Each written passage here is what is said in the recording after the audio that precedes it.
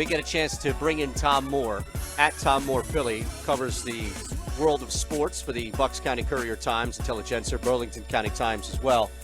I feel like we become a little smarter. Well, of course. That's kind of the idea. It's not the case with all our guests. No. But this guy in particular. We don't say that about everybody, Tom, all right? Just so you know that. I fake it really well. I'm told I'm a very good fiction writer.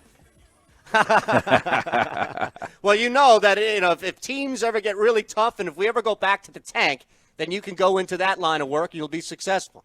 Will you wait the novel that you're working on, Tom, by all means?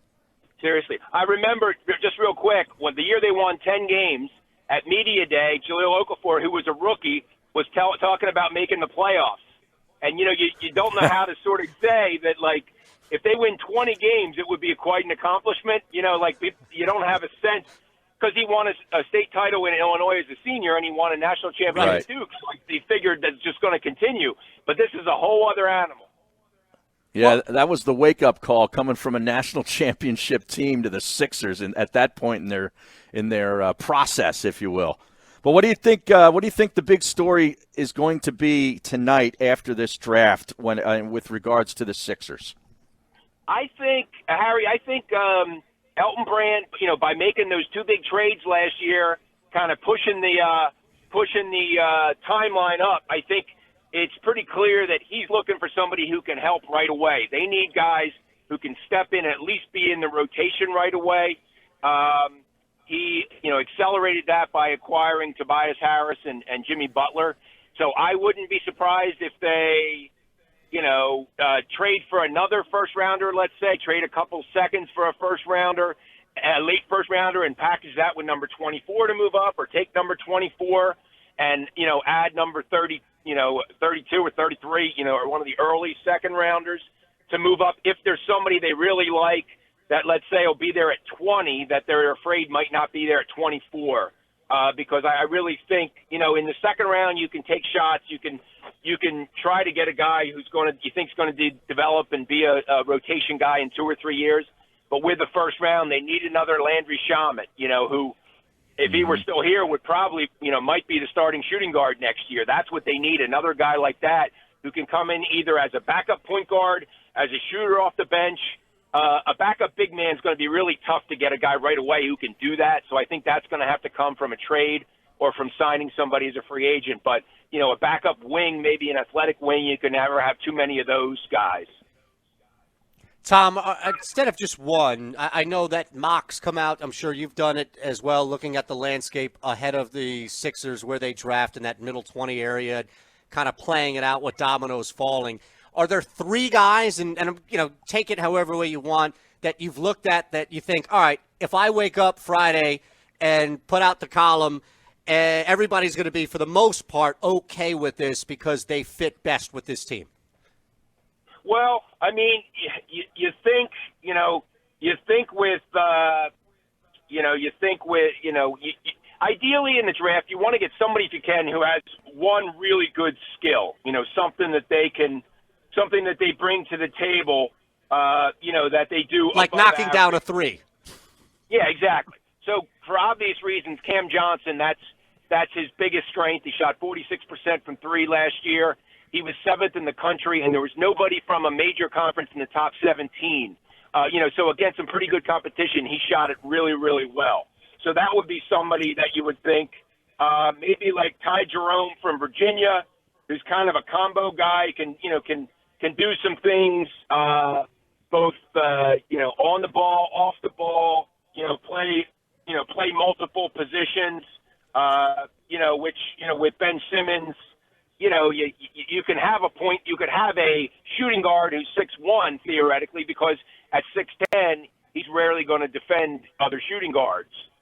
So you could do that. Well, I'm trying to think. It's so hard to tell, like, who's going to be there. No, I get it. But I think you laid it out. Even somebody like Carson Edwards is like a 6-foot shooting guard who you say, well, we've been there, we've done that with Iverson before. But, I mean, if you think he's a good enough shooter and he can help right away, you can make it work with him playing next to, let's say next to Simmons, because Simmons can guard the 2s or the 3s or the 4s. He has size, so you can put Edwards on other point guards or whatever. So the one thing that's nice is that they do have a lot of options with the, with the size they have already, that they could take somebody that wouldn't fit maybe in a normal, alignment. If you have a regular 6'3" point guard, you can't take a 6-foot shooting guard because you're going to be too small. But with Simmons, you could, you could consider somebody like that. Tom Moore, sports columnist for the Bucks County Courier Times, the Intelligencer, and the Burlington County Times, joining Mayes and Eytan on the Lighthouse Insurance guest line. Now, Tom, a lot of times teams end up tipping their hand because they get a guy in for a workout, and then lo and behold, right before the draft, they sneak him in for a second workout, or they go meet him somewhere. Any kind of intelligence on a guy like that for the Sixers this year? Yeah, I haven't heard. I'm sure that they've done some of that. I think Keith Pompey the other day came out, about Cam Johnson in for an individual workout. That's always interesting. And what happens, Harry, too, is if you go back to like when Iguodala was in the draft, he was projected to go like in the top 6 or 7. All of a sudden, he starts hearing he's sliding a little bit, and the Sixers were at number 9, I believe, that year. He came in at the last minute, and then for the Sixers' sake, the Toronto Raptors took the immortal Rafael Araujo, who I think played like 12 games in the NBA as a power forward. Iguodala falls to him and has had an unbelievable career. I mean, who would have seen this, from him as an Olympian and multi-time NBA champion and so on. So that happens sometimes too, where their projections change and they start getting cold feet and thinking, well, boy, I don't want this team not to take me because I wouldn't work out for them. So this is the kind of week where, they sneak in and they'll go or even go to dinner or just do a little bit just to maybe allay teams' fears about the guy, or the guy maybe doesn't think he's going to fall there, and now they realize, hey, there's a chance. So that does happen. But I have not heard anything in terms of who has done that, but I would not be surprised. Tom, a question about Tobias Harris. I know that we've been talking at length about Jimmy Butler and the future there, 4 years, 5 years, and retaining him. But just looking at the big picture for Tobias Harris, what would be the biggest incentive for Harris to walk away from the money offered here and the role offered here in Philadelphia? I mean, I guess, Eytan, if there's another city that he prefers, whether it's just living there, whether it's comfort with another team or whatever. But, you have to think if they offer him the 5 years, 188 or 190 million, whatever the exact number is, you have to think that he's, there's a good chance. I mean, I think it's more likely he comes back than Butler. Butler's a wild card. I mean, he could go somewhere else if he really wants to play in L.A. or somewhere else, and they can offer him 4 years, 140 million, and he prefers there than here. I wouldn't be shocked if he goes. He's that kind of guy. I'm pretty sure he can live fairly comfortably on 140 million over the next 4 years. Walking away from 50 million, another 50 million is nothing to sneeze at. But I wouldn't be surprised with him. I think the interesting thing too, guys, is if the Sixers re-sign those two guys, that increases the chances that they can bring Mike Scott and they can bring J.J. Redick back, because you can exceed the salary cap to sign your own guys. Now, if let's say Harris leaves, now they have to renounce those guys to create the cap space to try to sign somebody else. So then, if let's say they're able to sign Malcolm Brogdon or Al Horford or whoever it is, now you can't exceed the salary cap to re-sign either of those guys. So you got to use an exception or a minimum contract or whatever.